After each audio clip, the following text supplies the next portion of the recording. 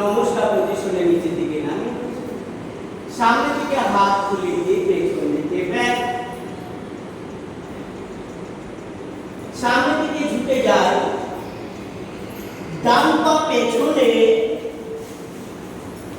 বাঁ পা পেছনে, হাঁটু গেড়ে নেব, চেস্ট ভূমি, পায়ের পাতা পেছনে ফেলে দিয়ে ভুজঙ্গাসন। এখান থেকে কোমরটা তুলে নিয়ে পর্বতাসন। ডান পা সামনে, বাঁ পা সামনে, দাঁড়িয়ে যায়, পেছন দিকে ব্যাক, সামনের দিকে নমস্কার পজিশনে, কি অবস্থা।